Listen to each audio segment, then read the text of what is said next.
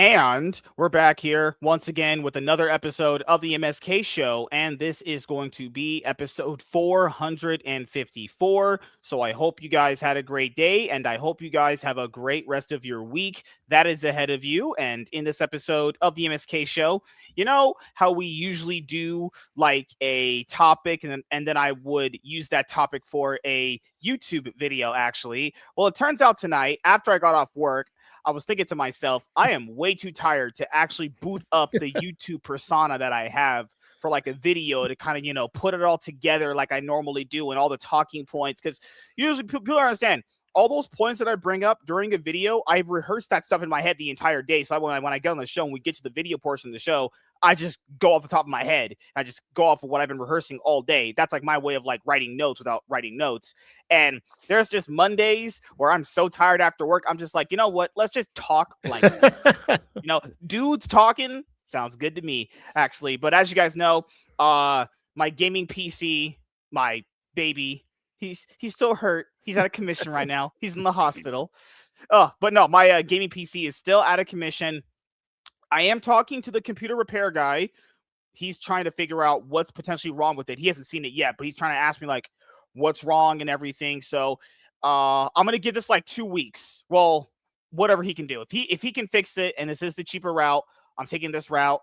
And basically, if this doesn't get it fixed and up and running, I'll just buy a whole new PC. Probably do it through like a payment plan because I'm not sacrificing $900 up front for that shit because that would make me want to hang myself. So, yeah, that's kind of where we're at right now with the gaming PC. I don't even know if I can even stream League of Legends, honestly. At the most I've been able to stream is just like Yu-Gi-Oh! Master Duel. Nothing's lagged, so that's actually good.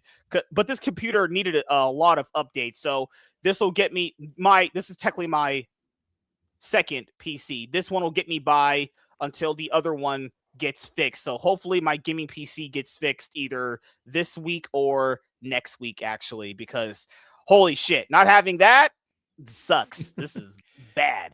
Yeah, you gotta learn. You gotta get yourself a dribble glass like the babies have, so when you spill it, nothing comes out or something. You got to get a lid. I don't know. I like this thing here. I drink out of because if I tip it over, just a tiny little drop comes out of the top here. So yeah, saves, that's what I saves my need. computer.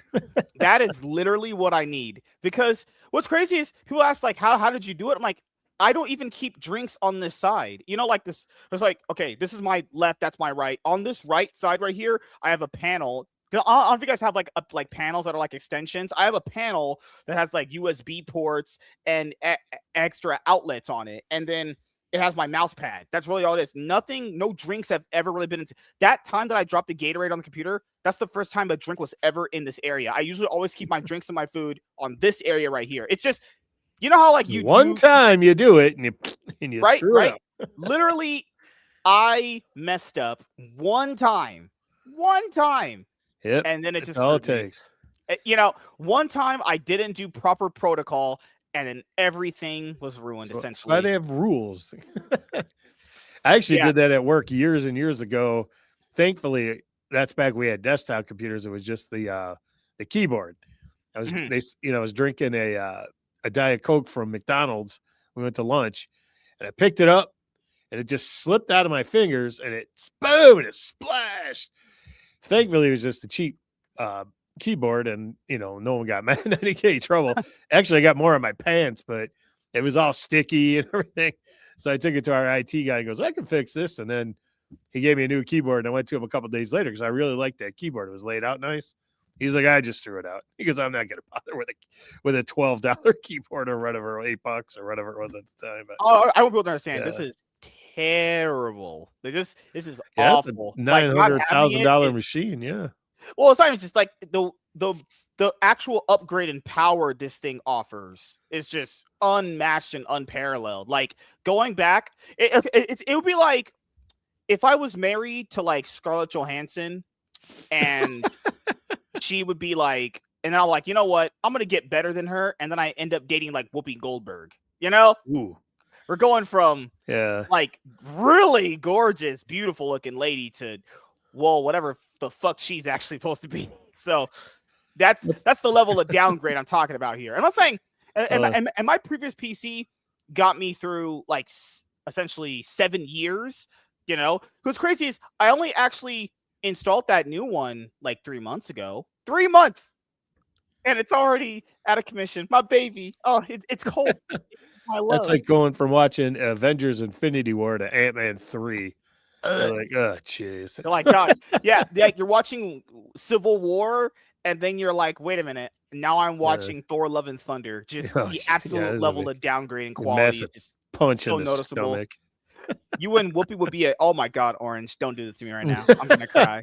Oh my god. But yes, Well, my oh, gaming PC should be back up and running. Hopefully, I don't want to give any definitives. Hopefully, in about a couple of weeks. I'm trusting this person to fix it. I hope he can. And if he can't, well, fuck it. Got to go to Rent a Center or something. Got to get a payment plan or something. yeah. Or maybe I'll open up OnlyFans and start sucking dick for $40.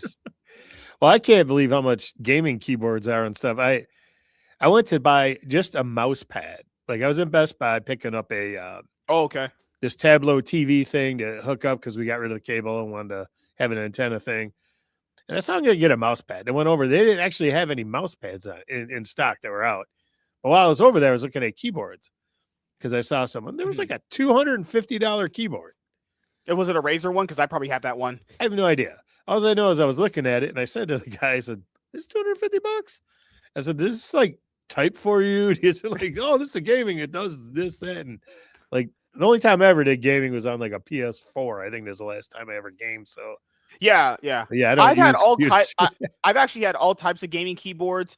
It really just goes off like extra mechanics it would have. So like on mine right here, if I wanted to adjust the volume of the stream, I could just kind of do it from a button on here. If I wanted to open up Windows, I could click a button on it right here. There's actually there's also a rest pad on this one. So this was actually $200. This one actually has a rest pad because like when I game, my wrists hurt because I'm Oh yeah, old at this point now. So this one has a wrist. old. I'm getting old, man. So like this one has like a wrist place on here, not like a wrist place. So like essentially it has this. I'll take it off and show you guys right here. This is what it has. It has this one. I have my hands down. I can actually, instead of putting it on my desk, it's actually on this. I had I used to have one of those for my keyboard from work, and it helped, but that didn't bother me much. But using my mouse was messing up my hand.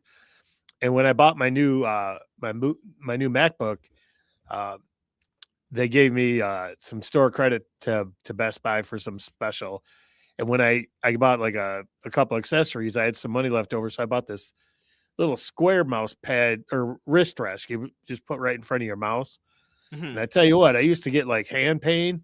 Ever since I started using that, it's been fine. And I also have the copper gloves things where the fingertips are cut off. Because when I use my mouse a lot for work, because I'm constantly using it, this hand gets kind of jacked up. But that actually helps a lot. Those things are pretty nice. Who's in the chat tonight? Orange Avenger says, no, Orange, I don't date animals. Okay. Michael, what's up, man? Old man Hey, Joe. Mike. Good to see. Wait a minute, he's not good to see me. And Well, Michael man never says hi to me. It's okay. It's me okay, and Mike Michael. were close. Okay, we got to, we're just. He's from Michigan. Okay. See, Mike, he's cool. He's from Michigan. I'm from Michigan. See this? Good Lord. I want to show you. That's a little Michigan sticker that I have on my water bottle. That's the Lower Peninsula. No one lives in Michigan. There's no one that lives in Nebraska either. Good Lord. Michigan is the greatest state ever. Except I'm getting kind of tired of the cold weather. I wish we could warm up a little bit so I can go out and actually be outside for more than 2 minutes. Michael, you need to love me more. Orange says, I buy Ohm mechanical keyboards from Walmart. Oh, I know what that brand is. Yeah. Mm-hmm. So when I fuck up them every 2 years, somehow On is not bad. On is a really nice budget friendly Walmart brand because it's crazy. It's how crazy big Walmart is. Whatever X thing is, Walmart has their own X thing. So Walmart actually does have their own brand of like gaming keyboards and stuff like that. Those aren't bad. I actually have the speakers. They're very good. I actually really like the speakers. They're very, very good.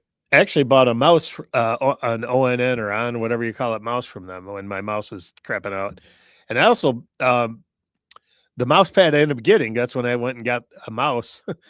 They actually had mouse pads, and it was my one. I'm not gonna lie. This mouse pad I've been using for years, guys. I actually bought this at the 99-cent store when we was. What's crazy? Those 99-cent stores, California, Texas, and I think it's Illinois don't have them anymore because minimum wage up to $20 an hour. I remember I got so much cool stuff in that 99-cent store. Oh my god. Yeah, I went to. We have. I don't know if you have Five Belows out in California. Not in my city, no, but But it'll be here yeah, somewhere. we got them, and I went in there looking for a mouse pad. I couldn't find one. It's really weird because I was just using my desk, and my work mouse has one of these little sensors. And I don't know if I wore a spot in my desk, but it just started skipping all the time. So I decided to get a mouse pad, and I couldn't find one. I was like, I went to Best Buy, they didn't have. Well, they were sold out, he said. And then I went to uh, Five Below, they didn't have them. And then I actually went over to Meyer, they didn't have them. They were out. So then when I went to Best Buy or Walmart, I said, well, maybe they got mouse pads, and they did. And that's when I ended up buying the new mouse because I thought that my work mouse was messing up. So I just replaced it all. That was like $12. That wasn't too bad. But they also own Vizio. Do they own Vizio TV now, Walmart? One of those brands they Yeah, they bought have one out. of them. Yeah. Yeah. So now I just heard somewhere there's this YouTube channel that talks about cutting the cord for Yeah. cable.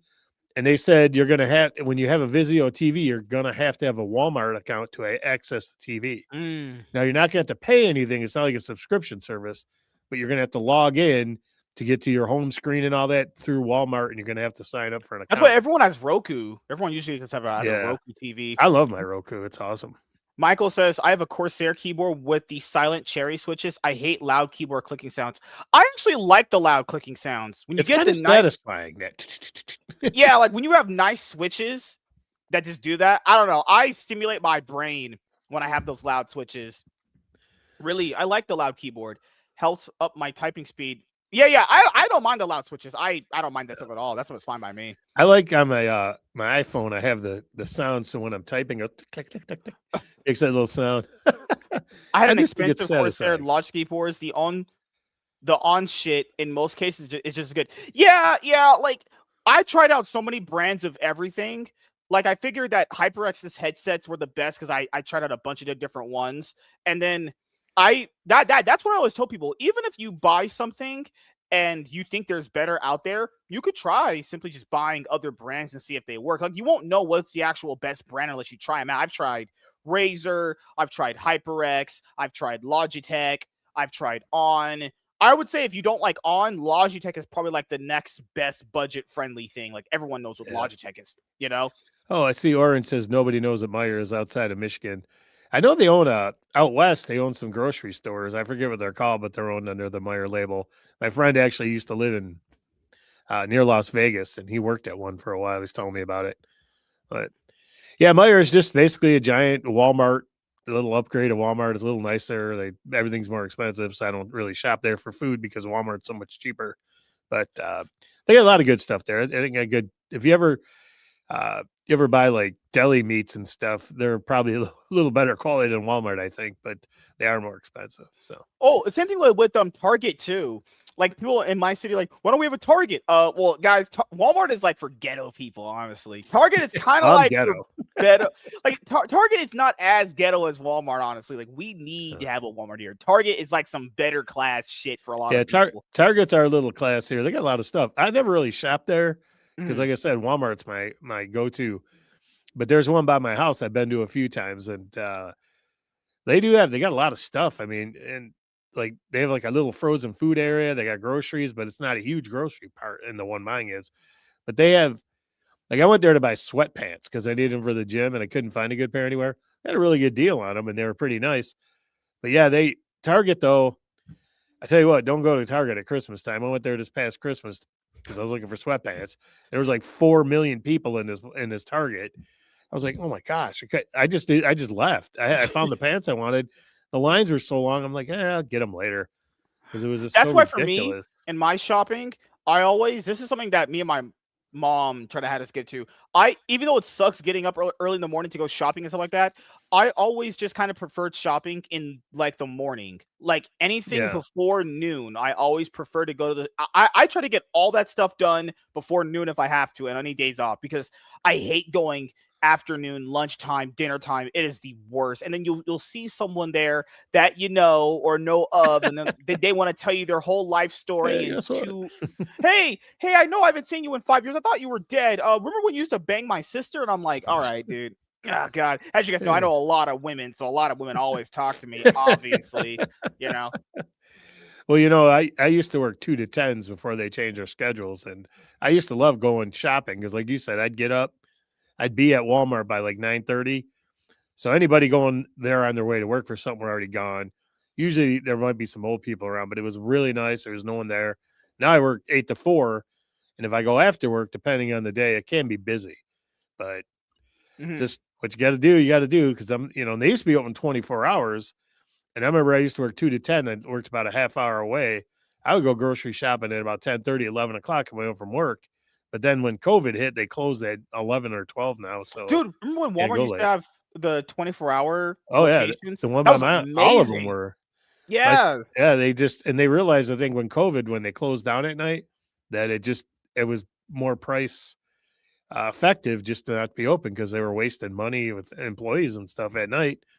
So they were like, yeah, why do we need to be open? We're not doing the money, and people will come. I think the people who would shop at night just said, well, we'll shop earlier, and they Yeah. didn't really lose any business. Because So Walmart and Target and all those places are open until like 11 anyway. That's like the yeah, max time and at most. Because like Dollar General, I don't know if you guys have Dollar Generals around you. yeah, we have Dollar General and Yeah, Family those close Dollar. at 10. Those close at 10 Yeah. o'clock. So, Shoot, now Family Dollar. I went into we had a Dollar General. We have one by my house. I went in there one day. I was on my way to a friend's house. We were watching football, and he wanted me to pick up some snacks and some Mountain Dew for him. It was more expensive at the Dollar General than it was at Walmart. really? Yeah. Well, Walmart Oh, did have a sale on Mountain Dew. It was like oh two my God. dollars. It was $2 a 2 liter, but it was like $2.29 at Dollar General, and all their Doritos and stuff were more expensive. And I was like, why Yeah, did we because come at here? Dollar General, it'll be like 2 for $7 for two big bags of Doritos. But at like Walmart, it'll be like 4 for $5 for 4 bags. And it's like, well, that's just way better to get 4 for 5 than Yeah, two they got. sevens. Yeah, you got to look, and Walmart or Myers has a lot of 10 for 10s, get one free on certain things like. Buy 10 bags of frozen vegetables and you get the 11th one free and things. So you just gotta watch. But After COVID, they stopped staying open online. Yeah, COVID yeah, ruined a lot of good stuff that was progressing. All that stuff that was progressing, COVID ruined all that stuff, man. COVID Oh my God. sucked. God, Dude, it was man. so depressing. I think the only thing that I enjoyed about it was that I didn't get a chance to see people because they all just stayed inside. I just dude, my friend James, and people know, I didn't talk to him for an entire year. Just a whole year. Well, Uh that's when my company started having us work from home, and then they realized they didn't need an office, so they took our big office and another office and shrunk it down to this little building they rent, and we can go to if we have an emergency, mhm. like if we lose power.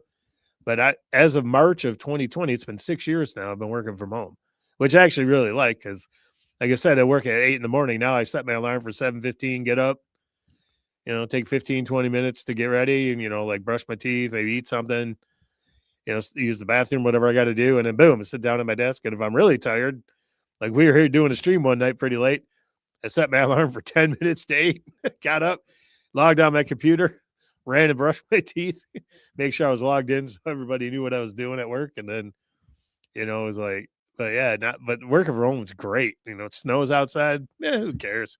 I don't have to go to work. I'm working from home. So Michael says I'm actually from Ohio originally, and we had mayors Myers. there also. Myers there also. Michael, Yeah. you're from Ohio. Why aren't you a Cincinnati Bengals fan or something? You Wait, sicko. Michael, we need to know, are you a Ohio State Buckeye fan? Because this could end our relationship as good buddies because I'm No, I'm pretty sure Michael's a Bills fan. oh, okay. Maybe I'm pretty sure him or Walter is a Bills fan. Oh my God. I kind of liked wearing the mask. I felt sneaky. What in the world? What in the Yeah, world? I it's funny. hated wearing that thing. It was so weird to breathe in that thing. It was Yeah, it it was sucked. hard to because I adjusted to it after a while, but it was just like, wait a minute, this feels very odd. Breathing is like it shouldn't be a chore to breathe. That was the problem with it. Yeah, there's a Walmart greeter at where I go to, and I don't know her name, but I always see her. She's a really nice lady. She's really small and short. She's really nice, and she wore a mask for a long time. And then when they stopped wearing the mask, I go, "Oh, you're not wearing the mask anymore." And she says, "Yeah." She goes, it's good. I don't like wearing it, but the bad news is now I got to trim my nose hairs. It's like what? She goes, I got to get rid of my nose hairs because you can see them. Before I just let those suckers grow because the mask was hiding them. I was like, well, that's kind of a weird thing, but I guess I took it as a joke. But yeah, I thought about that. I say, yeah, I guess you don't if you Mm. you can let your nose hair grow if you're wearing a mask. You don't have to brush your teeth because the girls. I don't know. God, that was the best thing. Like you could straight up not shave your face at all, and no one would even care or notice because you had to wear a fucking mask. Oh, gross. I am a Bills/Colts fan for the NFL. I don't like any of my hometown teams. Huh? Wow, Mister Fancy Pants.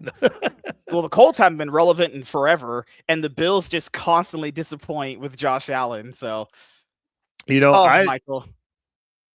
Oh, cool. The Buckeyes do suck. Thank you, Michael. Yeah, I actually, it's kind of funny is I'm a Lions fan, and they're in the NFC. And when I was a kid, I really liked football, and I wanted to watch as much as I could, and I had to have teams to root for. And I'd always say, well, I'm going to root for AFC teams because the only time the Lions are get to worry about them in the playoffs is when they make the Super Bowl. A little did I know they were never going to make the Super Bowl. So, like, Joke's on you, right? I like the Bills. I actually, I like the Bills. Miami Dolphins has always been my second favorite team. I've been actually looking for another NFL team to be a fan of because, I've been an Eagles fan forever, but I kind of want another one to root for too. I don't even mind having multiple teams to root for some of the time, but I try to look through some of the Eastern Conference basketball teams to be a fan. I'm like, none of these really interest me. Football, I would have to like look down. I'm like, who's the most interesting football team to follow outside of like the one that I've been following like essentially my whole life, Yeah, you know what I noticed now that I'm older, like I'm not as diehard on some teams, but I like usually when a team has like a good young quarterback and does some nice things like Houston, they got CJ Stroud, who was an Ohio State guy. I'll let that go.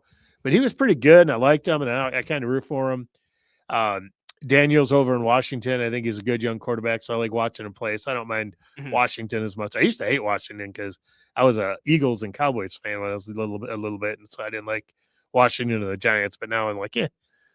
So I like teams with young quarterbacks that are kind of exciting, things like that. Except for the Bears, the Bears could suck it, Minnesota could suck it, and Green Bay can suck it because they're in my division, and I don't want them to win. Sorry, that's just my very good. Anti-Green Bay. The United Football League season starts at the end of this month. I'm a Vikings fan because if I have no expectations, I'll never be disappointed. Actually, one of my good friends is a Vikings fan, and he was born and raised in Detroit with me. His first football game he ever saw, he saw Fran Tarkenton running around and making great plays, and it was his team ever since. So I guess that's all it takes. Oh, God. Michael says, the Lions are a team I root for because they've never been to a Super Bowl. I hope they change that someday. Oh, me too, buddy. Me too. That last part's never changing anytime soon, someday at all. That's going to constantly be a thing. They screwed it up 3 years ago. Kicked the damn field goal, and you're in the Super Bowl. Sorry, I'm really mad. I'm still bitter about that. No, we got to go for it on fourth down. We could go up 3 scores with, I don't know, 17 minutes left in the game. How are they going to score 3 times? We get the ball. We can run the ball all over everybody, kill the clock. So you go up 3 scores. No, we got to go for it in fourth down. And a sure hand of Reynolds drops a fourth down pass for a first down. And then throw the ball, bounces off a guy's mask. San Francisco gets a touchdown. We're up 17 points and we blow it. Oh, sorry. Now I'm getting mad. I watched Gary Anderson blow that kick from Minnesota in the late 90s. I've never recovered. Oh, you saw my sheet. Backdrop is a red sheet. Actually, it's maroon. It's actually a maroon sheet because my wall is I'm in my basement and I needed something up there that didn't look disgusting because it's like a drywall bland white. So I was getting a lot when I started trying to do video. I had it white and getting a lot of light reflection, and that kind of dims it. So. Yeah, well, to be fair, dude, nothing is ever bad. I win the Seahawks. The Seahawks actually could be 3-time Super Bowl champions. I'm never gonna forget that moment where they see the quarter. I forget the quarterback name at the time. He could have just ran the ball in. All they did was run the ball. They were so close to the end zone. It wasn't even like, it was Russell Wilson. All you had to do was just run the ball. Run Marshawn Lynch, the guy nobody can stop.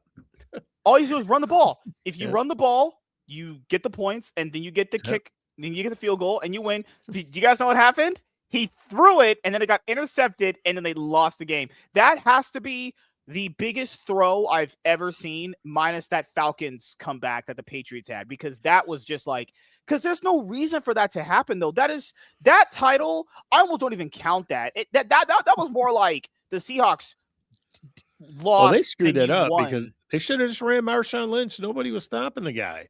You just pound him in from the one. It's But game's then the over. quarterback, he was like, "Well, my coach told me to say it." You know what? If your coach told you to jump off a fucking bridge, you gonna do that too? He's So, got to do. He's got to run the play, but still, he threw the pick. But uh, that game, that the interception game, I was actually in the hospital when that game happened. That was really? Why are you always in yeah. the hospital, Joe? What happened to you, man? You getting old? Well, I had an issue. I got an infection, and I had water on my heart and my lungs, and Oh, that's not good. they said it was congestive heart failure, but then they later said no, it was an infection. So I don't really know because my heart was doing fine, and now I got to see a stupid cardiologist like once a year because they thought, well, we just to be sure. And I go see, and they give me these echoes, and they're like, well, your heart's pumping great. I don't know, but whatever. But yeah, I was in there for a week, and I had all this fluid building up by my lungs, and they said, well, you have an infection, and they couldn't figure it out what to do. So I was in there like 6 days. And one of them was the Super Bowl, that Super Bowl. And I was watching on that little screen. They give me these TVs in the hospital on like this arm, and you bring them down.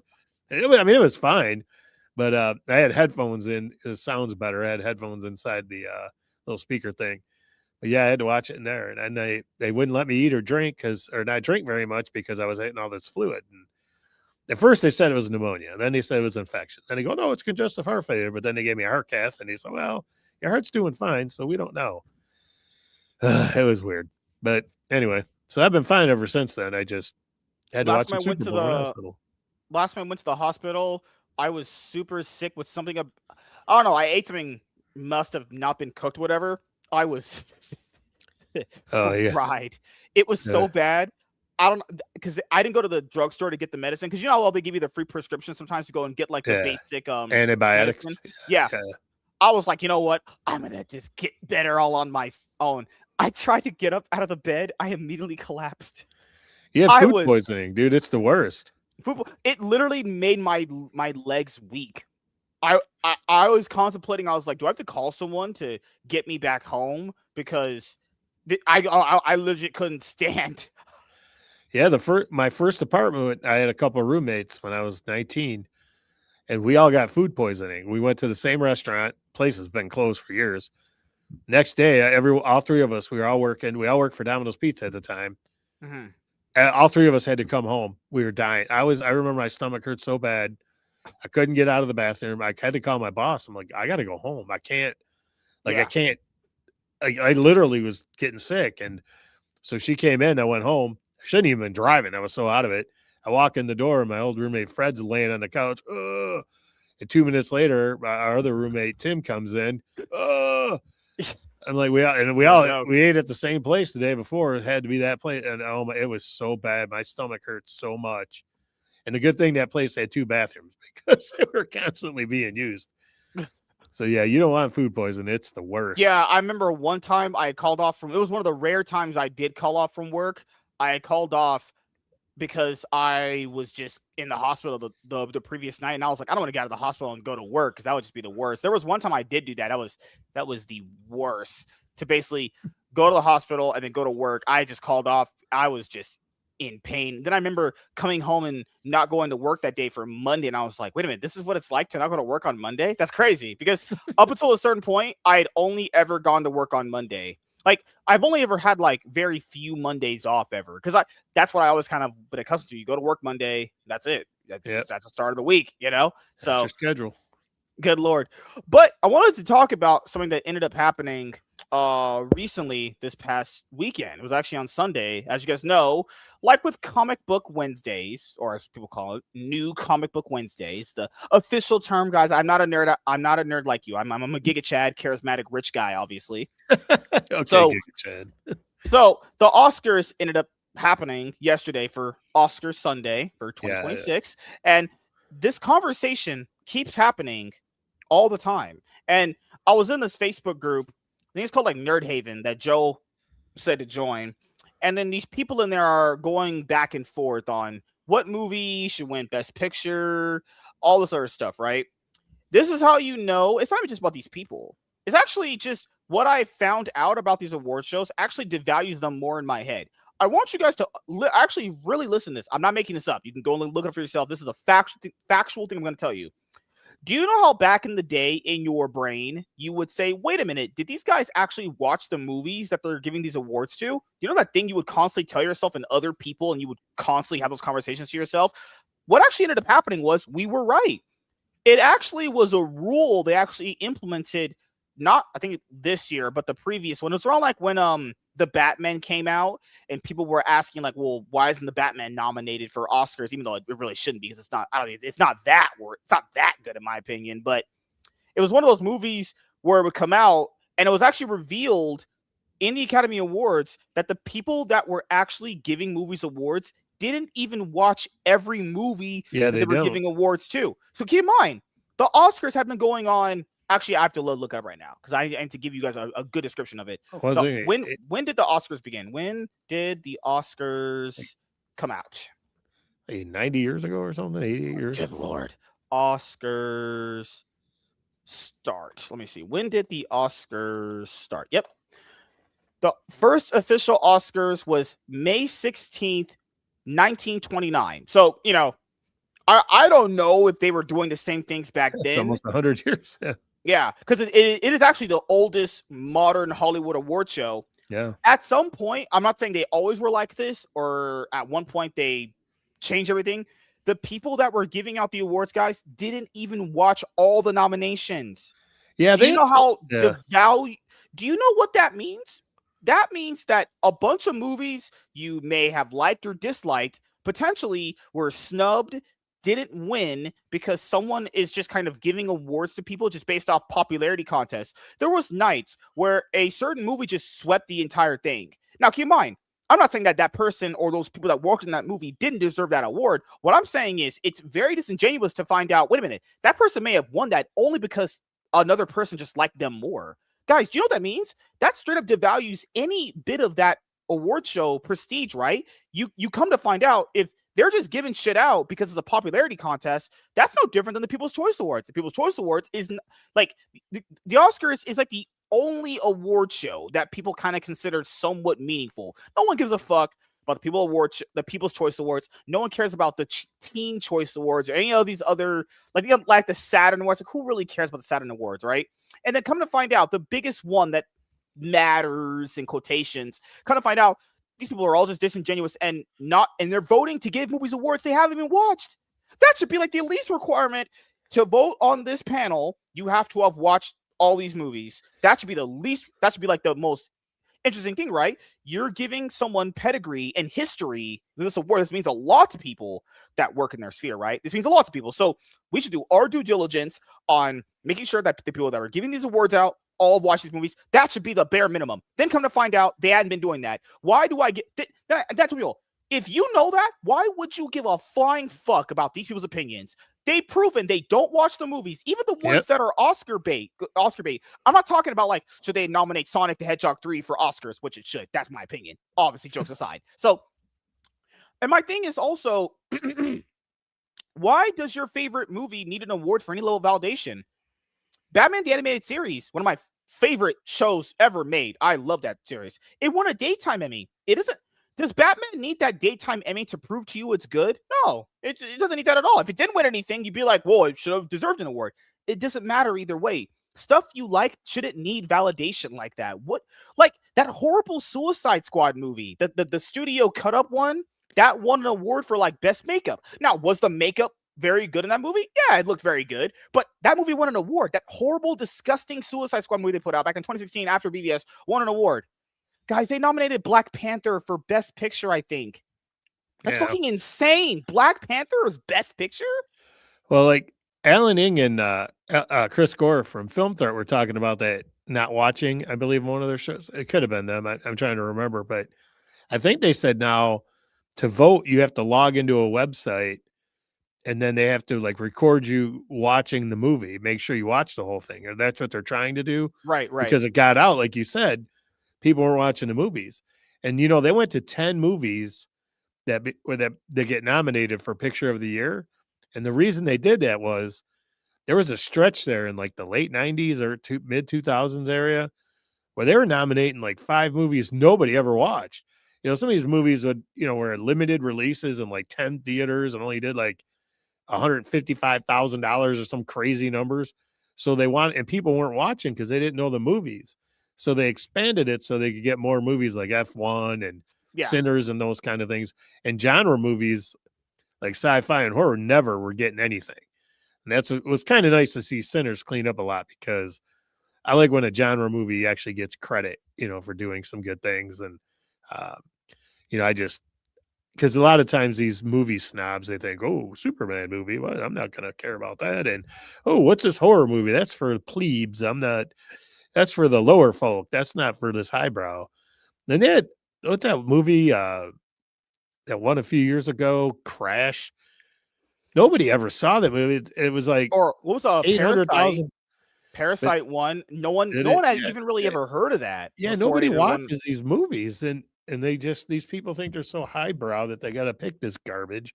Yeah, but like, could you imagine that? A bunch of these people that have maybe won awards and stuff like that. How does like I want people to understand when it came out that these people that were, supposed to be picking movies to win, I want people to really understand how disgustingly bad that is. That means for any number of given years when this as a thing first started, that means that people that have won, legendary people you probably know who've done many movies you've loved throughout your entire life, maybe only won that because they only won it not of their merit, not of their actual talent. Keep in mind, you're supposed to win these awards based off your talent at making movies and acting in a movie. Yep. That means potentially at some point, most legendary directors, actors, actresses, sound designers, all that stuff, you only won that because someone liked you, not because they actually thought you were good at what you were doing. That How does that not Yeah. devalue the awards? Or There's they no just other thought you way. should have won it. Everyone else was talking about it. So, well, everyone's talking about it. Well, Yeah. that stupid movie, that was out last year with the, oh man, what was that called now? The one with the guy was a trans actor, well, actress, I Oh, guess. I don't, is it the one of the mines? It wasn't on Netflix. no, it was out, and it was the one, oh man, I don't know, it's the one that Zoe Saldana was in it, and she sang, and it was but the actor, he became a woman, and he was in it, and everyone thought that she was going to win, or he, whatever you want to call her, and they found out he had a bunch of racist tweets from years ago, so they couldn't let him win, I guess. I don't know.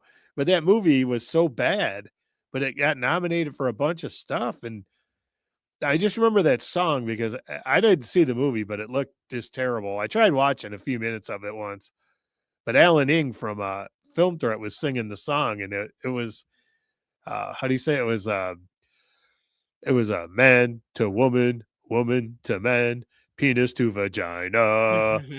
And I was like, that was a real song. And Alan Ing was singing it on this YouTube show there for Film Threat. And I thought it was a joke, and it was actually real. So those kind of movies, like I said, they're like, well, look, there's this, there's a trans actor in it. It's going to get us publicity. We got to do it. We got to support that just because we support, the trans community. So we're going to give that movie all this attention. And but that movie, like I said, it was on, and I tried watching. My buddy was watching it, and I went over there, and I'm watching this thing for like 20 minutes, and I said, "You got to turn this stupid thing off." I'm like, or I'm leaving. It was so bad. And he's like, "Yeah, I know." And he just shut it off. We watched something else or something. I don't even remember what he did, but he says, "I got to try it because everyone's talking about it."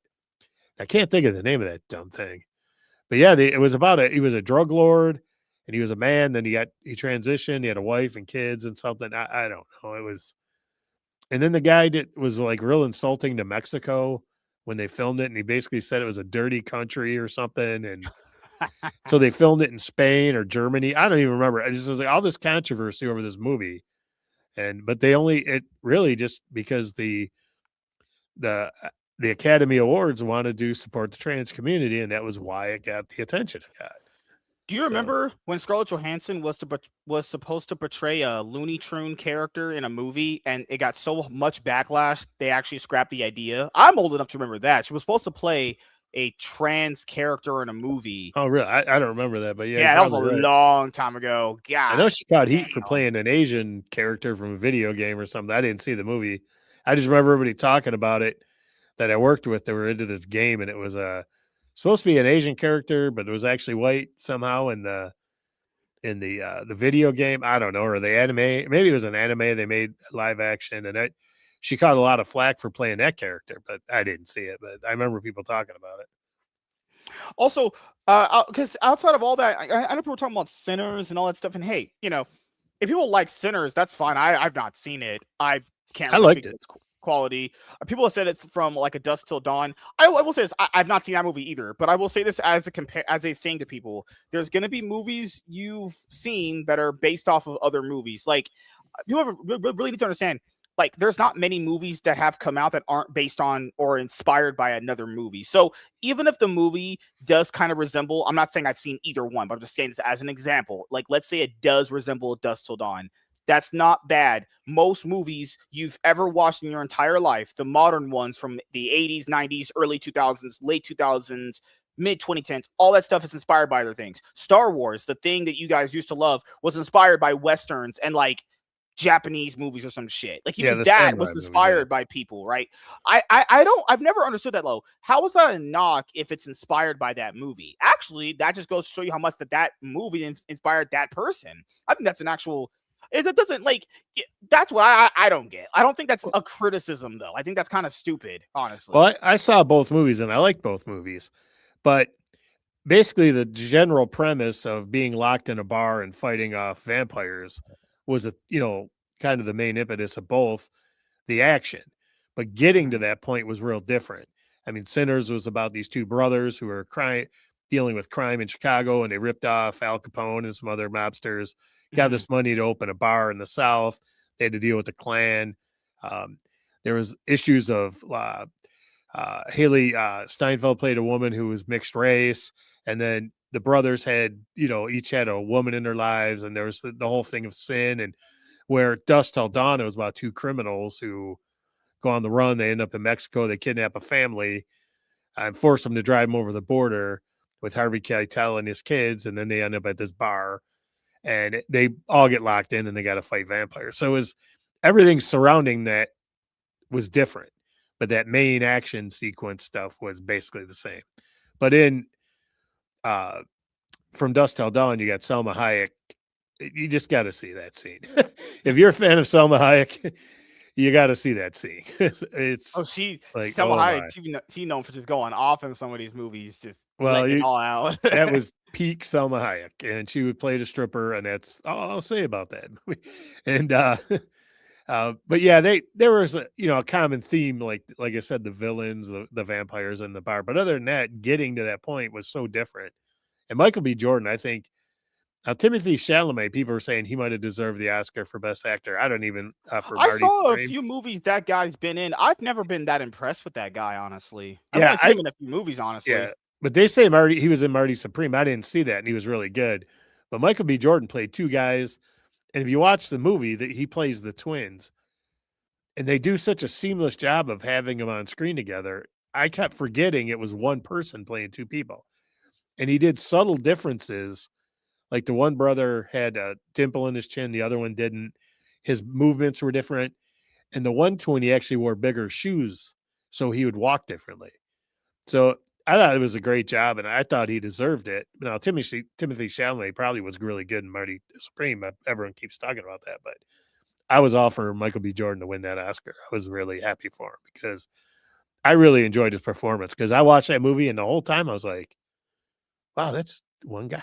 Like, they're driving in a car together, and you just can't tell. Like, when I saw them driving in a car together, I literally was like trying to figure out how they did that to make it look so real. It was just, to me, it was fantastic. But I mean, the movie, I wouldn't say it was fantastic. It was really good, and I enjoyed it. But how they got that one guy to do two characters was incredible. So I wanted to bring this up right here really quickly. Guys, also keep in mind, this is on my previous PC before my more expensive one. So if things don't come up as quickly, it's not because I'm not paying my internet bill. It's just because this computer's not as strong.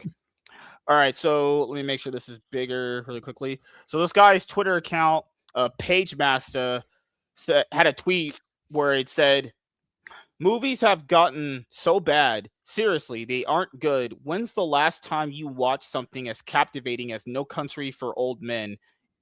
Inception. They're just awful now.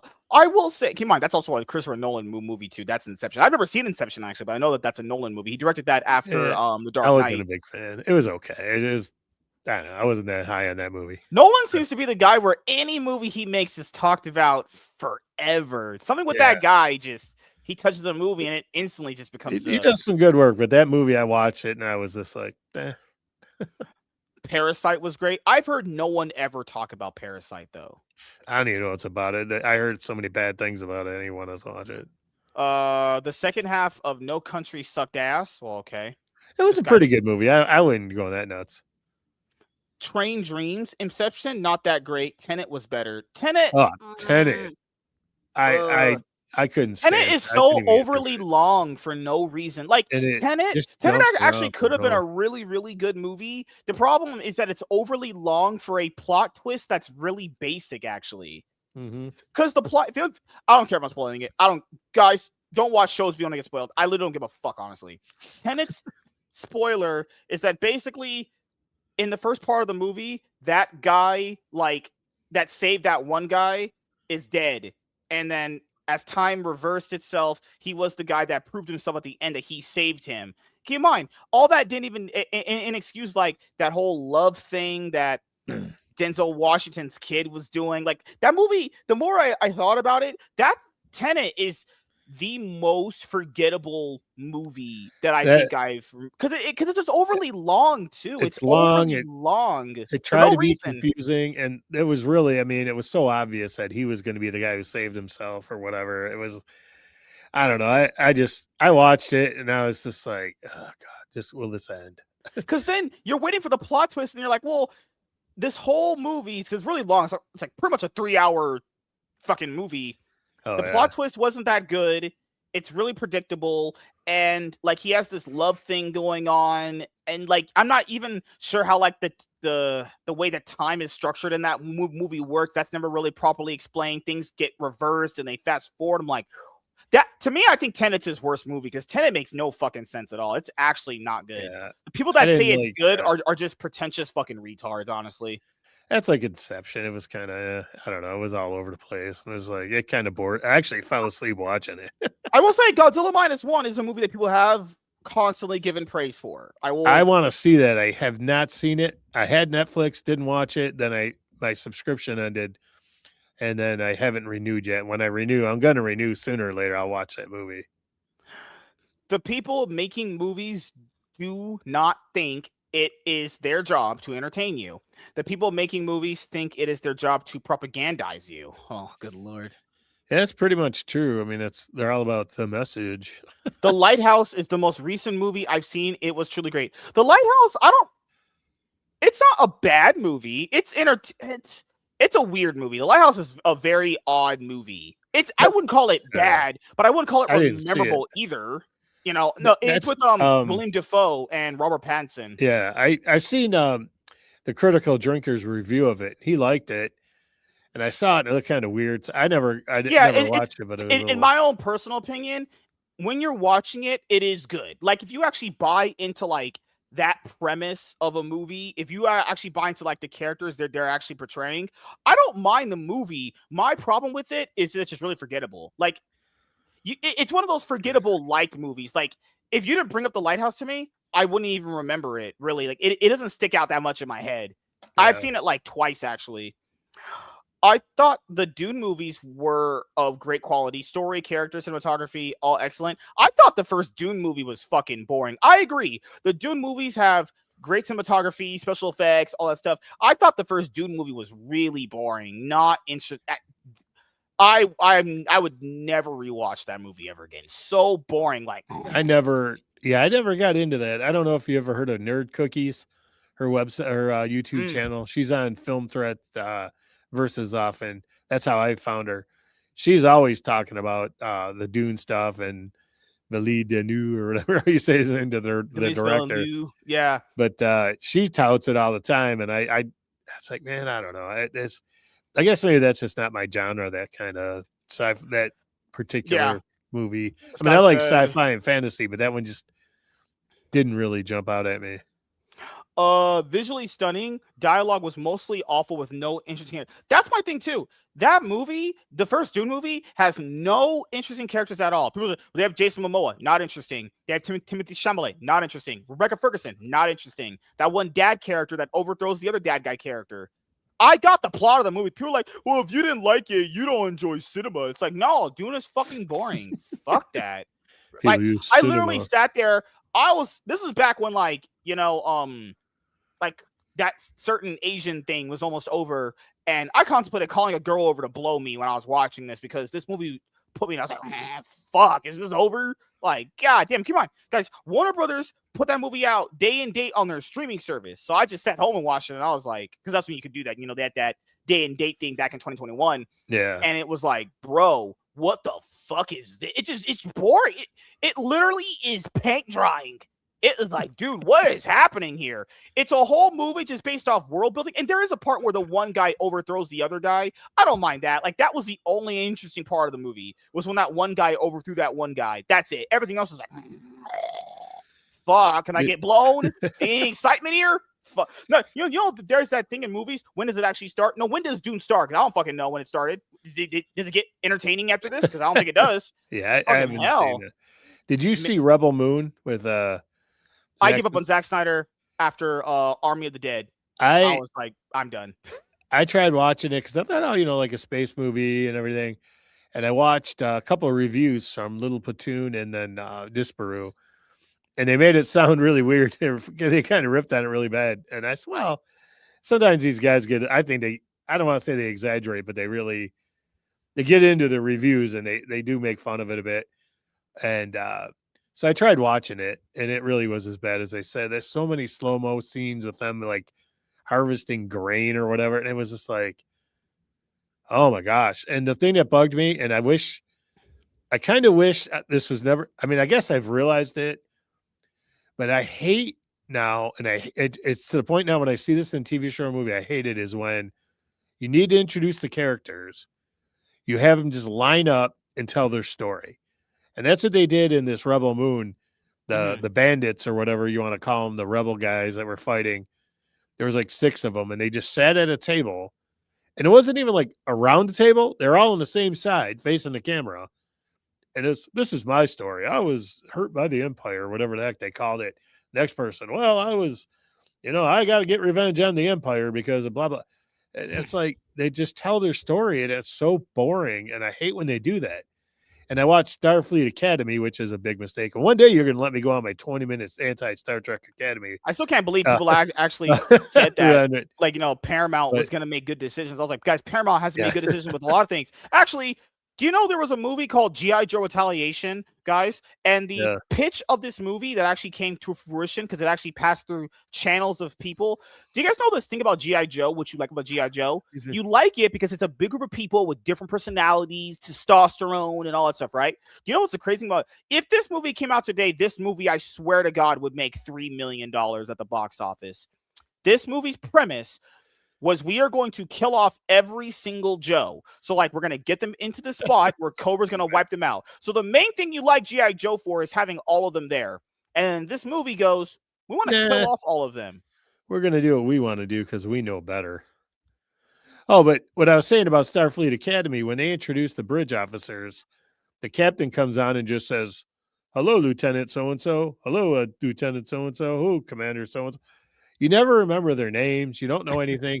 I know the adults on the show because it's more about like teenagers at the academy weren't the main focus. But they just rattle off all their names. You don't remember any of them. It's just so dumb.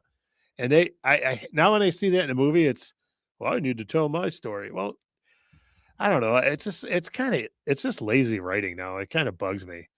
And now I see it all the time. It drives me nuts. And that's the first thing when I watch Starfleet Academy. I said, I'm going to give this a fair chance because I didn't like much what Kurtzman did with Star Trek. But I said, you know what? I'm going to look at this like a CW show. This isn't real Star Trek. It's just like I watched Star Trek Prodigy, which was animated for kids, and I enjoyed it because it was for kids, and I was going to take the same approach. Mm-hmm. And it sucks so bad that I couldn't even do that. And it, like I said, the first episode, they're like, we're just going to introduce everyone. You get to, and they just, hello, Lieutenant. And then they nod and then they nod. I'm like, well, who the hell are these people? Like, what are they doing? Like, what's their positions? What's their role? Like, what? Oh my gosh, it drove me nuts. Sorry, I want to get my rant. I don't want to get upset. The chat will Very good. hate me because I don't think the chat likes Star Trek. So I always heard that Star Trek is for nerds. That's what I always heard. well, it is, and I guess I'm a nerd. I love Star Trek. I mean, I just watched an episode of Next Generation tonight, and it was amazing. The writing is so good, the acting's really good. Uh, just the stuff they say in it is this. It's for adults. It's for people, not even adults. I mean, I watched the original Star Trek series in reruns when I was a kid. They show them on Sunday nights in my neighborhood, or in Detroit, in my area, and I watched it every week with my family. I was 6, 7, 8, 9 years old watching that show, and I didn't understand everything, but I really liked it. Now it's, eh, it's you watch it now, and they act like kids won't like intelligent shows.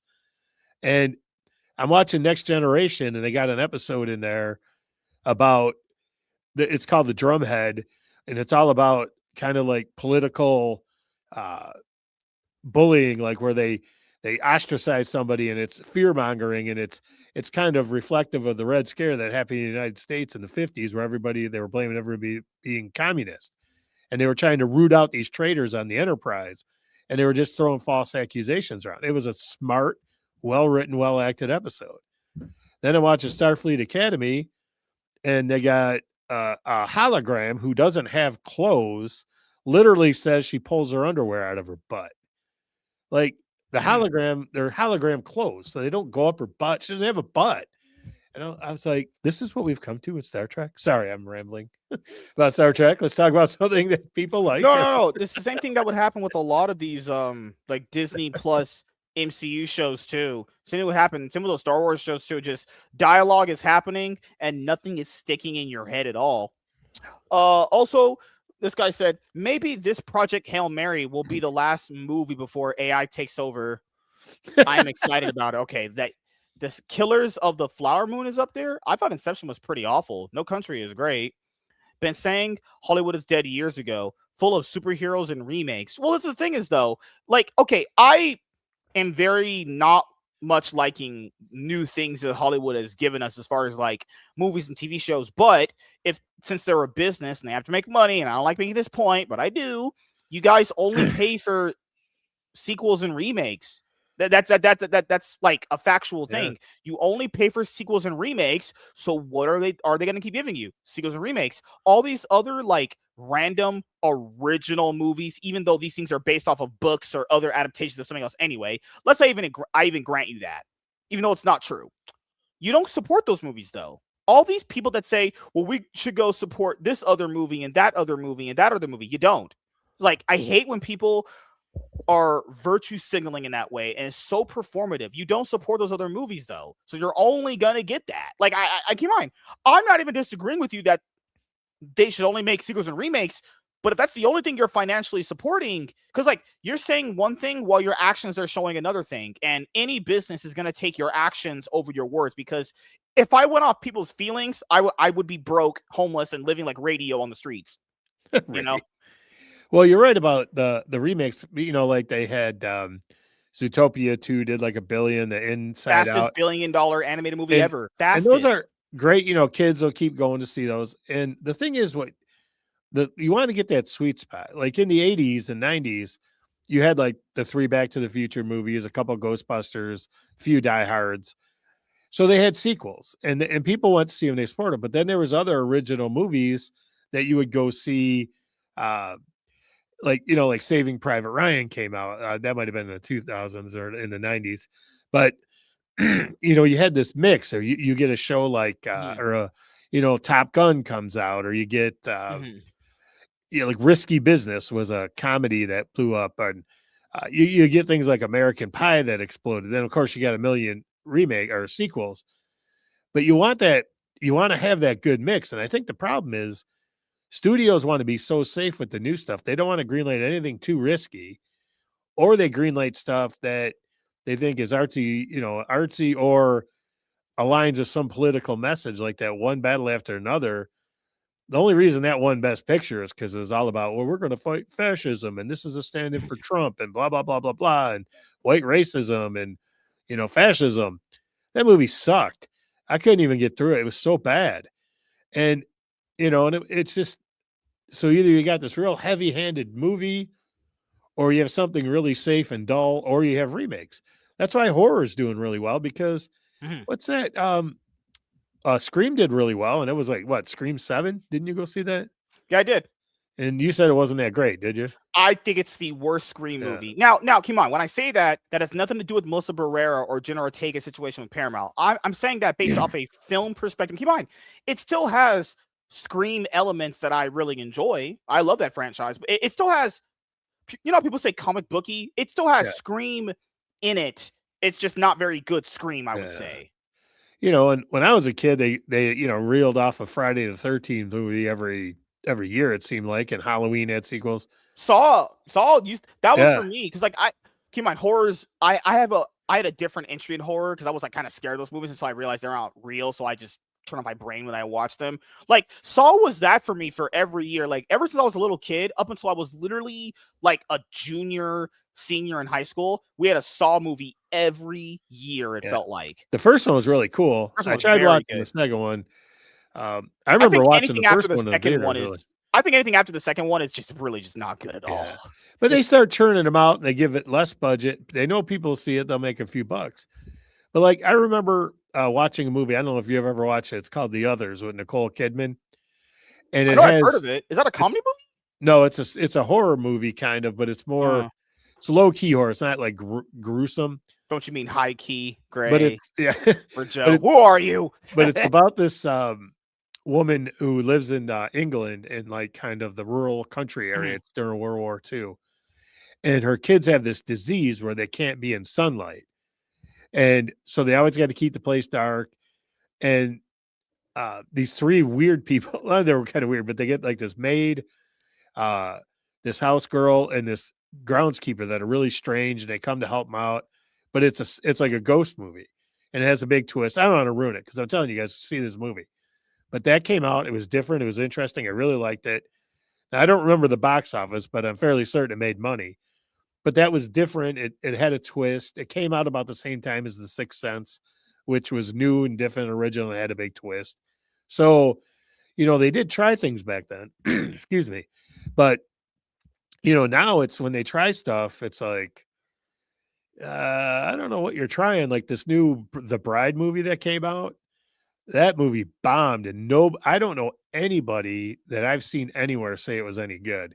Even people who like are really pushing for this movie because it had a female director and it was a feminist movie. They're saying it sucked. And they gave $90 million to make this movie, and I think it did $7 million the first week and $2 million this week. Maybe it's up to 10, 12 million after 2 weeks. They say it's going to lose about $150 million or something like that because of advertising. But it's like they try something, and what do? Well, we want to do this thing. It's all about female oppression, and we want to do a feminist movie, and nobody wants to see that stuff. Like, well, my thing is, I think I told people this story here too. I saw a trailer for that, and I was like, "This is horrible." I literally watched the trailer, and I went, "This is absolute pitiful trash." Because the thing is, Frankenstein, I would say, is popular and known with people like your generation, and it's maybe somewhat my generation. And Frankenstein is popular because of the story around him and the doctor that makes him and all that stuff. It's a really, really cool story. I really, really like the story of Frankenstein, honestly. But we're making a movie not about Frankenstein, but about his bride. And this is that thing where Hollywood does that thing where they present you a secondary character as if like I like that secondary character as much as I like that main character. Yeah. If I like Frankenstein, what is the main reason to like his bride? No, like I asked people that. Like the way you present a main character, it would be like if we're making X-Men movies, and then I said, okay, we're gonna make an X-Men movie based off Kitty Pryde. Keep in mind, that could have worked maybe at some point, but like, why are we? It's like that thing of like you're gonna have the main character there, but he's not the main character, and it's a movie based off a secondary character that people don't really resonate enough with, and I don't understand why Warner Brothers would make a movie that is about Frankenstein where he's there and it's about Frankenstein's bride, a character that people probably like and care for, but it's not the same level, right? I just Well, don't get that. they did have the other Frankenstein movie come out, but I think when I saw the one preview, it kind of looked like it was like Frankenstein and his bride were going to be like Bonnie and Clyde. They're going on the run. They're going to be like criminals, and I thought because it was in the 1920s or 30s, I thought that could be interesting and fun. But I guess there's songs and they're singing, and then all these women they start painting their faces like the bride, and they're just killing people because of the patriarchy or I don't know.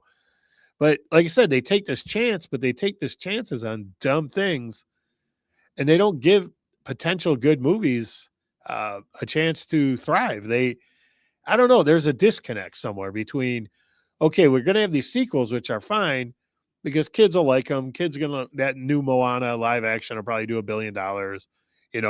Toy Story 5 will probably do 900 million to $1 billion, maybe more because everyone knows it. But, then, there's this disconnect. Like, where are we getting like good movies? And that's why I think Sinners and Weapons were very popular. I don't know about Weapons. Their box office was pretty good because they were a little different. They were horror and they had little different angles to them, but they need more of that. And we're not getting that. We're just getting garbage. Well, you brought up Top Gun Maverick. Top Gun Maverick, $1 billion. Yeah. The Scream movie that just came out. I've not measured its box office as thoroughly as other movies, but it's the 7th movie in a franchise making money. Moana 2 made a lot of money. Yeah, the live action's coming, and that should do well. What else was here? 2019 was the last good year of movies. Still, we are getting good movies, but people are making underrated by avoiding it in theaters. Yeah, that's the thing too. I think what really hinders most of these new movies that people call good and that stuff. Well, if not enough people are going to theaters to watch it, that's going to definitely make them underrated. Because put factor in the reason why movies are in theaters is because it can broadly appeal to the masses. People have to understand movies that go like directly to streaming. This is why most of these directors and creators don't like that. There's just, even though they want you to believe this, even though it's not true, a streaming hit is not the same as a movie being a hit at the box office. It's just not the same level. It doesn't bring in the money, and it doesn't bring in like that mass appeal though. It doesn't bring in like the word of mouth, because like on streaming, when people watch a movie on streaming, it's cool for like a week, month, 6 months tops, maybe a year. If it's really good, then it's over. Like it just dies in the conversation, actually. And I believe it's true that shows that do really well in the theater actually rebound to do really nicely on streaming. That was the people watch them again. Yeah. And I don't know. I watched. I went to see Iron Lung over the weekend. I don't know if you heard about that movie, but that's the one with the YouTuber. Yeah, Markiplier, and it was off of a video game which I never played, but I heard people talking about it, and I try to support independent movies. I like them, and my friend's son saw it. He really liked it because he's one of the 50 million people who subscribe to Markiplier's YouTube channel, and the guy made it for $3 million. He put up his own money. He acted primarily in it. There was a couple other people in it. Yeah, and I saw it. It was a good movie. I don't think it was great. I enjoyed it. I think maybe because when it's an independent movie, I don't judge it as harshly. But he was a lot better actor than I thought. But that movie made $50 million, and he put $3 million into it. And I have no idea if he put much marketing into it because he had such a huge fan base on YouTube. They all went to see the movie. Like that's the only reason my friend's son, him and all his buddies went. There was like 8 kids that went to see this movie, and because they all play video games, and this Markiplier guy he's like a streamer that does video games, So that was a success, and he took a chance on himself because he didn't want to deal with with a studio. But see, a studio should have realized a movie like that, which is popular. The game wasn't as popular as most games, but like they should have worked with him. Somebody should have realized when he wanted to make this movie, a studio should have got with him to do it. Now, maybe he would have said no, but they should have made the offer, realizing he's got a 20 million young people fan base that's going to support it. And you take that $3 million, you give him $3 more million, he can do better. And he directed it and wrote it himself, and he was the lead actor. maybe give them an assistant director that can help them out, because there was a few things with it. I think it ran a little long. And then you put another 2 million more into marketing and you draw in a bigger general audience. That $50 million movie is now an $80 million movie, and your investment goes from 3 million to maybe 5, or well, maybe 8 million with marketing. You're making more money. But they don't do that stuff. And like I said, I don't know if Markiplier would have done that, but they don't take these chances, or they take chances on people that have huge YouTube, or not YouTube, but like Instagram followings and stuff, thinking they're going to follow them over. But that doesn't necessarily work. Zendaya's got probably 50 million to 100 million people following on all their platforms, but she's doing movies. She's not dragging tons of people in them on her name. I mean, she did an independent thing with the threesome thing or whatever it's called. Nobody saw that movie. Nobody went to see it. So these companies don't know there's a disconnect. Like, nobody saw Minecraft being $1 billion movie or a new $1 billion movie. So the company that produced it, Warner, I think it was Warner, they got smart. They learned, they knew something. But these companies, there's this disconnect. They don't know what's going to be popular. Yeah, it's crazy because I don't believe, in my own personal opinion, they don't have people looking at social media and all this stuff. There's like, it's crazy. I don't understand because these Warner Brother accounts, Paramount accounts, they have millions of followers. My bots could be involved too. Why don't they put out polls and ask people what they want? Now, keep in mind, that could backfire because people's actions could say differently than the words. But it's better to do that, in my own personal opinion, than just throwing shit out there randomly and being like, you remember that movie with Jake Gyllenhaal, that animated one where like the kid was apparently like a pansexual or something? I don't even fucking know what it's called. And it bombed. It bombed so hard. Oh, is that Elio or whatever? No, it was the one where I forgot what. Give me 1 second. Let me look up right now, because it bombed hard. But while you're saying that, I was going to say is, like you said, why don't they ask people? They need people who know how to figure out these analytics. Because like I said, Markiplier had, I don't know, 20 million people on his YouTube channel. Maybe, I don't know how many were on Twitch, but they're loyal. Where you get somebody like Zendaya, who's got maybe 100 million followers on all of her accounts, they're not really following her to movies. They probably following her for fashion. They're following for like TikToks and all their stuff. They're following her like they follow the Kardashians. It's more of a celebrity. And I'm not saying that, she's not worth it to see in movies and stuff. I think she's okay as an actress, but they're not following her. So somewhere along the line, these studios had to figure out who's going to bring in the crowd and what kind of movies are going to bring in the crowds. And they just don't know anymore. I mean, obviously with some things, like you said, the remakes, I mean, they'll probably do Minions 18 and that'll probably make $750 million. We need Minions. Don't stop. Don't give me any kids' ideas, movies dude. will do well because the parents are going to take them. Because you want to do something with your kids, you got to get them out of the house, you got to do something. We'll take a new movie. It's animated. It's made by Disney. Oh, I saw Toy Story 1 30 years ago whenever it came out. Let's see Toy Story 11. And they'll take the kids and they'll make money. But, you want to make big money, you got to not big money, but you want to make good movies that bring in money. You got to take a chance. You got to hit on some things. And they all was it Elio? The movie you're talking about? Was it Elio? It might be. Elio is where the kid had the iPad. No, I know what it is. I found it. It's called Strange World. It was Strange World, actually. Oh, yeah, Strange World. Didn't have like boyfriends or something in that movie? Good Lord, yeah. Strange World had a budget between 135 and 180, not including marketing. So marketing could at least put it to 280 just off that alone. It took in $73 million. All right, good night, Michael. Have a good night, man. Hollywood wants to be test makers, not taste reflectors. Yeah. Zendaya fans have been following her since she was, when she was in Shake It Up. Yeah. Mm-hmm.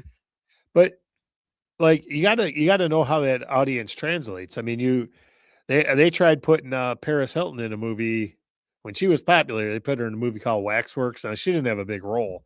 Mm-hmm. That movie didn't do that great. She had millions of, they didn't really have social media like they do now, but she had millions of fans. She cut a CD and nobody bought it. So you got to know why people are following these people and what their interests are. Mm-hmm. And I just don't think people in the studios now really know what's going on. They, and they're just, man, I can't think of the guy. They just saw the interview. The guy that was in Wedding Crashers with Owen Wilson. tall guy. He was in Fred Claus. Something Vaughn. Vince Vaughn. He Vince had Vaughn. interviews I like talking that about guy how actually. I like I his. I like him like his too. movies. Yeah. He plays the same guy in every movie, but I think he's fine. Okay, outside of that one movie he was in called Freaky. Outside of that movie, yeah, you're right. He feels like he plays. Yeah, but I like that. don't. He's got some nice, weird anti-charisma thing going on with him. Yeah, I enjoy his movies. They're fun, whatever. Mm-hmm. But he said that too about how safe the studios want to be. And Alan Ing from Film Threat once said, and he made a good point, is that they want to go for the $1 billion movies now. They don't want to budget a $20 million movie and then come out with make 60 million at the box office so they make $10 million or Yeah. $15 million. They want to do a $200 million movie, spend 300 million total, and then come out with $1 billion and make 700 million. And I think that's, I guess if that's how they think it's going to work and they make money, but it's not giving us quality and it's hurting the theaters. Because if you came out with a bunch of movies that were good, and even if they didn't attract a huge crowds, but they attract a nice crowd, you're going to get a lot of more traffic in the theaters and they're going to stay open. But they just don't know. That's why they're producing more of these like thriller horror movies recently. Have people noticed that? They're cheap to do and yeah, they make money. People like to go see them. It's just fun. Yeah, they're just dumb fun, and that's the thing too. That's the main thing. I wish that the theaters, like Hollywood, would embrace more of doing.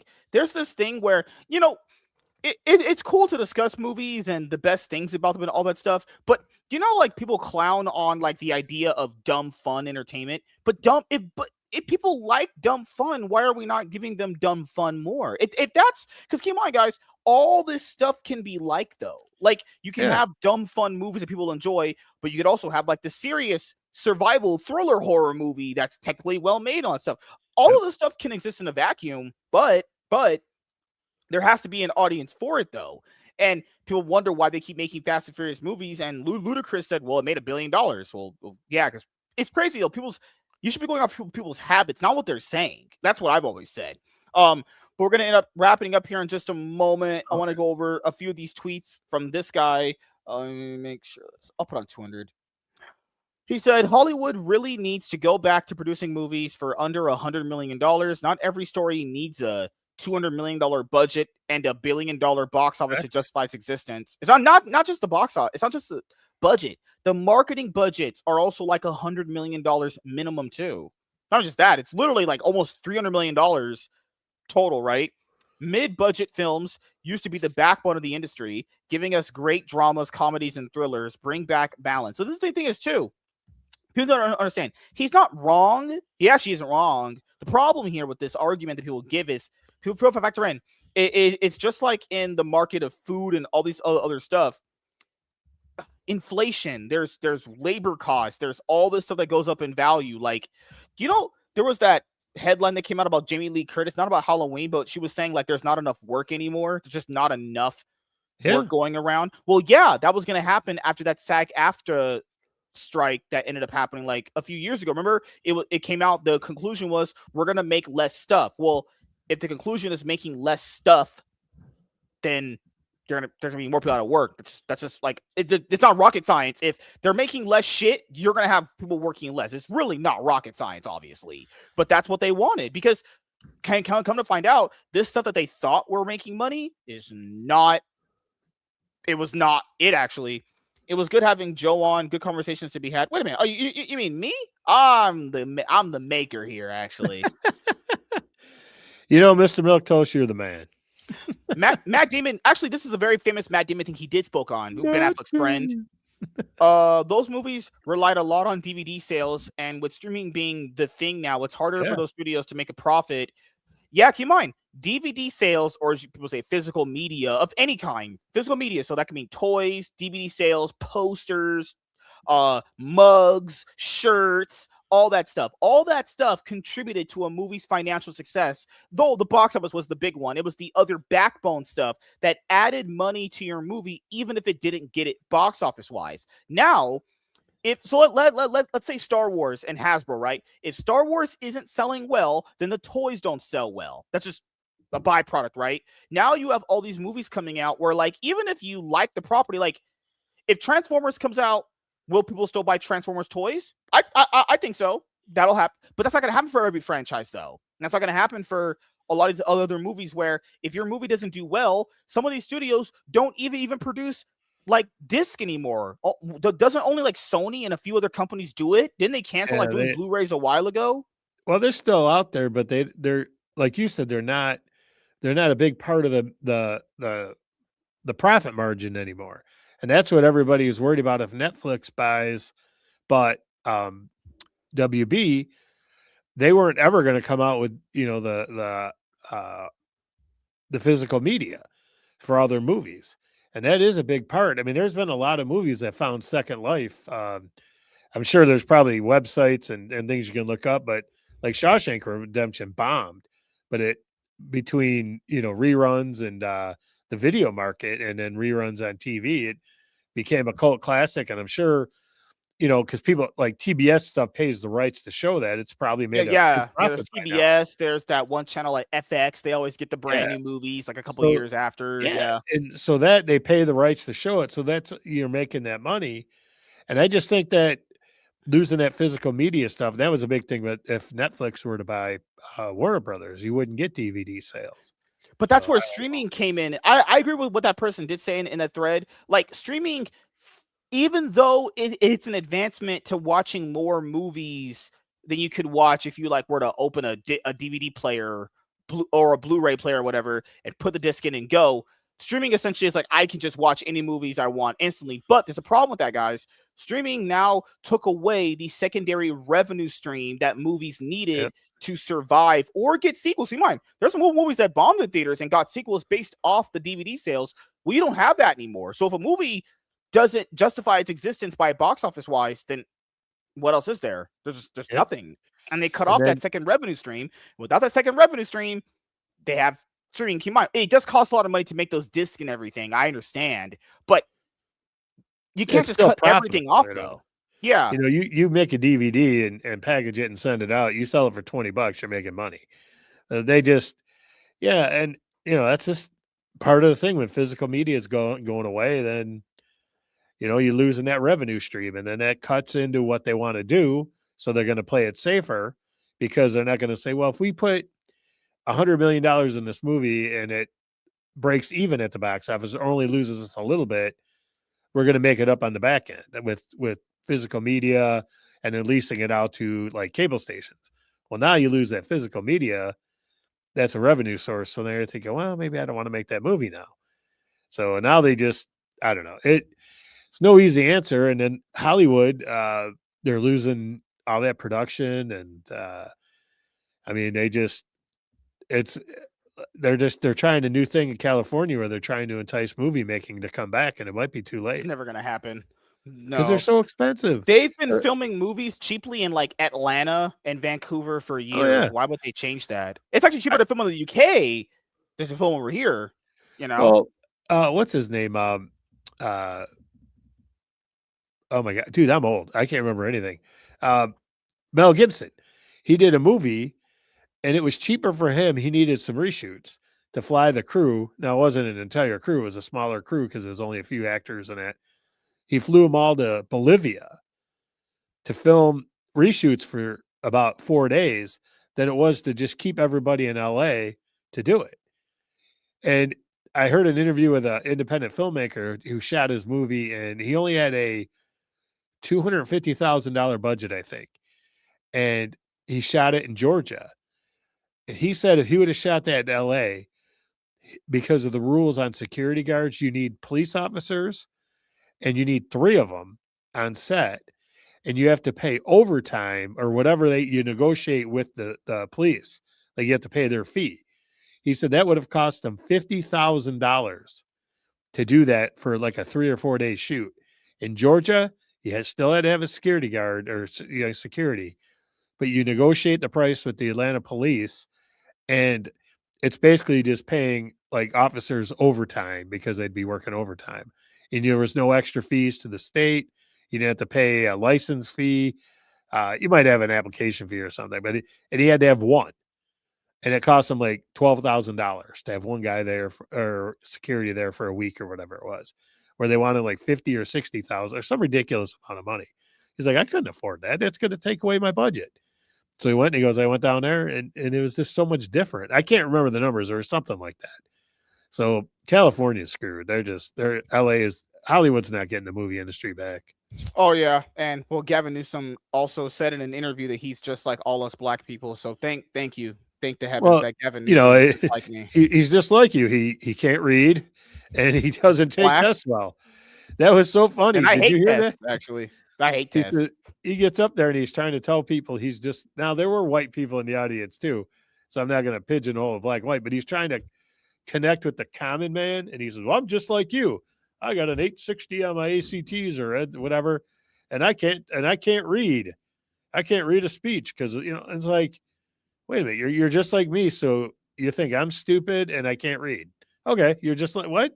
Like that made no sense. Like I'm just like you. I'm stupid. I drool on myself and I can't tie my shoes. I mean, what the? I don't get it anymore, man. People don't live real life. I don't think they live real life. Or they're living in some fucked up reality that's not real life, where they think that's real life and it's clearly not. But as you guys know, this is the Gatorade kind that did everything wrong to me. It ruined my life. I was a poor black. Call Gavin. He was just like you. He probably spilled Gatorade on his computer. You know what's crazy? He replaced it in less than 50 minutes. And he grew up poor, and that was other. He was on another interview. He was like, "Oh, my parents, I didn't have money, and I had to eat macaroni and cheese at crap because we didn't have any money for food after." Like, what are you talking about, dude? Your family was wealthy. Like, I don't know. That stuff drives me nuts. I can't stand politicians for that kind of stuff. It just bugs me.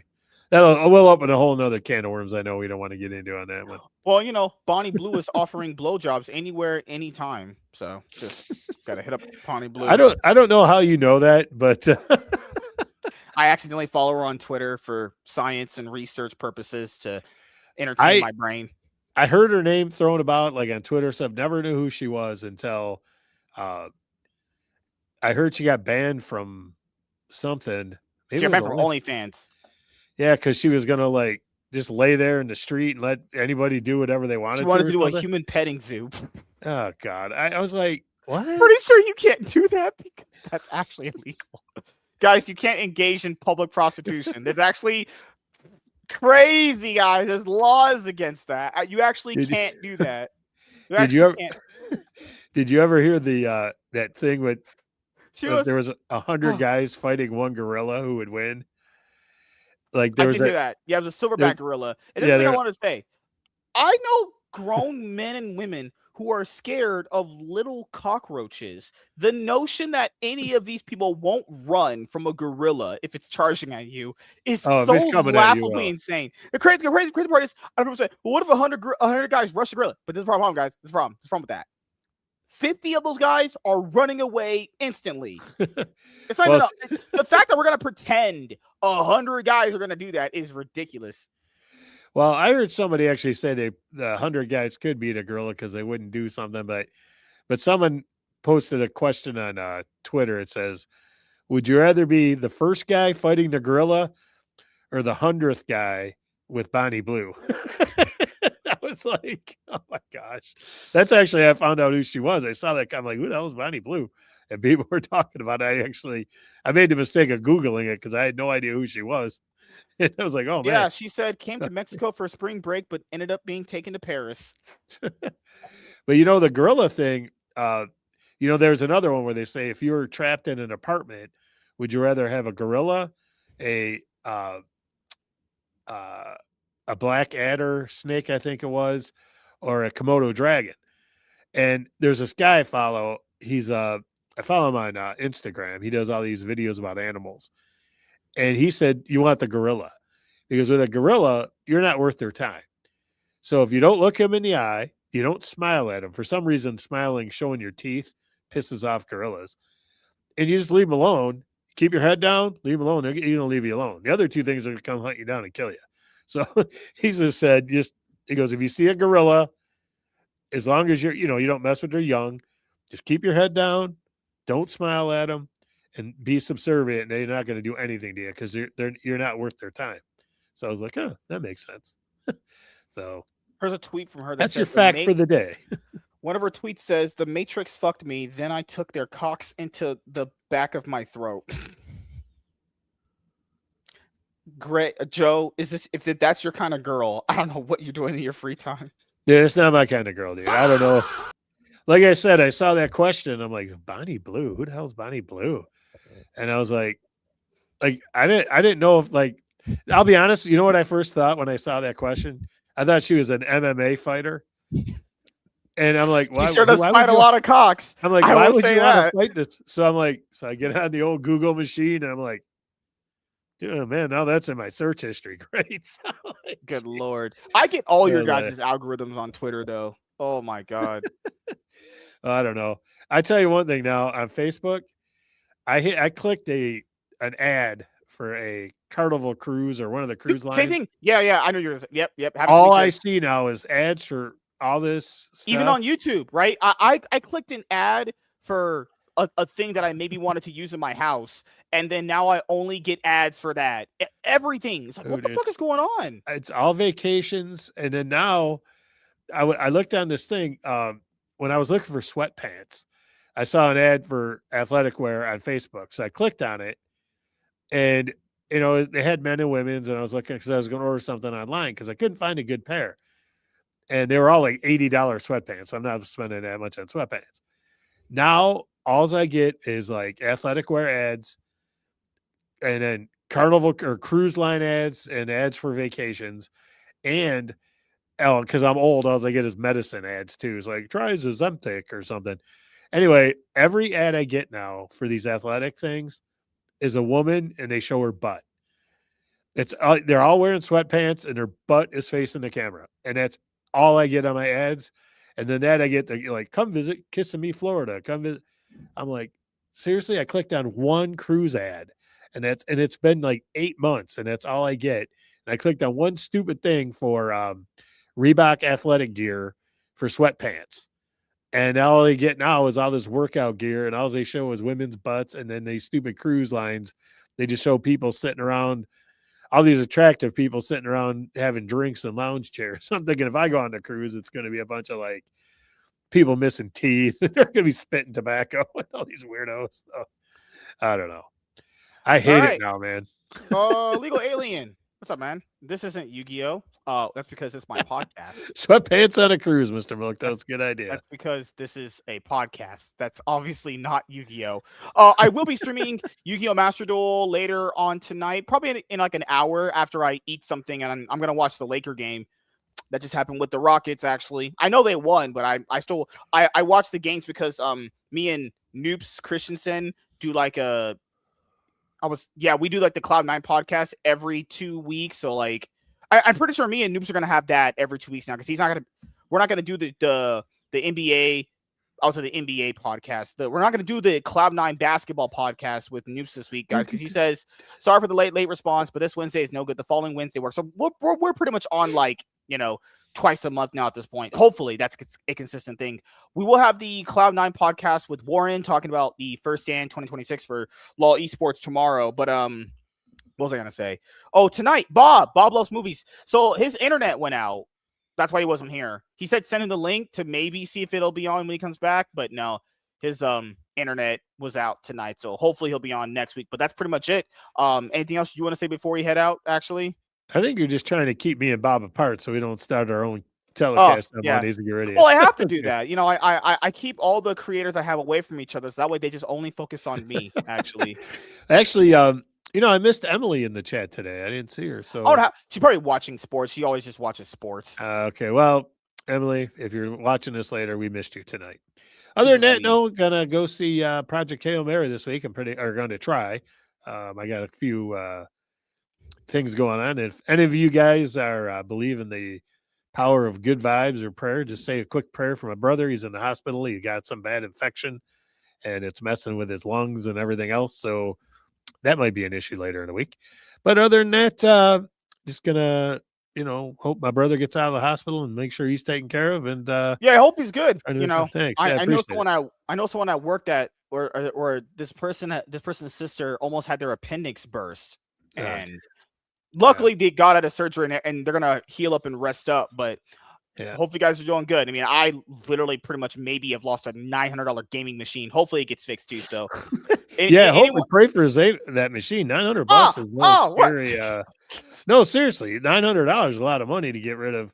Keep in mind, It's I didn't like, pay for this. My friend did. I paid like $100 on it to help him out, but it was essentially a gift from my birthday last year, and yeah. hopefully the computer repair guy can fix it. I really want him to fix it. So keep in mind, I'm gonna sacrifice money either way. I'm sacrificing money with this guy, and I'm doing the cheaper route first. So if that doesn't work out, I have to dip into my savings account and just buy a new one. And I gotta have one because I don't want to keep using this one because I got an upgrade for a reason. So fuck. Oh, I hate to drag this out, but Very good. last week my muffler on Sunday, I was coming, not this past Sunday, the Sunday before, I was coming home, and my muffler broke. The pipe that goes in the muffler got rusty and it cracked. And of course, you got to buy the whole thing. You just can't put a pipe in. Well, actually, you can, but you got to know how to weld, and I don't. So I took it in. It's about $1,000 to get fixed. I had to replace everything underneath. I'm bringing the thing home from when I picked it up, and I hit something in the road, and it tore a ripped the sidewall of my tire. So my tires are getting old, and this year I was going to have to replace them, and I was hoping to get through to like September. So I take it into the tire shop I go to, and he's like, "Yeah, you can't fix this." So he's like, "Do you want just a used one till you get them the new ones?" And I said, "Yeah, that's probably a good idea. You can give me one for like $40, and then when the new ones come around, I'll do that." Then he brought me in the back. My other tire in the back had a piece of metal about this long, it was real thin, and it was stuck in the tire, but it didn't go all the way through quite. It was almost there, and it had a slow leak, but it was at the edge, and they couldn't patch it. So because I needed 2 new tires, I said, "Screw it. Just give me," and their 2 used ones are gonna be almost as much as 2 new ones. I said, "Just give me all 4." So I had to spend $1,400 last week on my car to get 4 new tires and a new muffler. I was so Oh mad. my! Yeah, I was I so hate upset. spending that much money. Oh god. I mean, my tires, I was about 4 or 5,000 miles away from needing new tires, I estimated, and that would have probably got me through the summer. And what I was hoping to do is right before I go on vacation in August is get new tires. And so I get a few more months out of these, but I popped one. Oh my gosh, I was so mad. I don't know what I hit. All I know is I got right to my condo and the low tire pressure light came on, and I turned into my condo and I heard flip, flip, flip, flip, flip, flip, flip, flip, flip. And I was like, "Oh, jeez." And I get out and there's a slice in the side of the tire. And Oh. I only have one spare. So thankfully, whatever was stuck on the other side didn't totally flatten that tire. So I was able to put the spare on and then drive it to the tire store in the morning. But it sucked. And I just happened to be coming home from picking it up from Yeah, $1,000. yeah.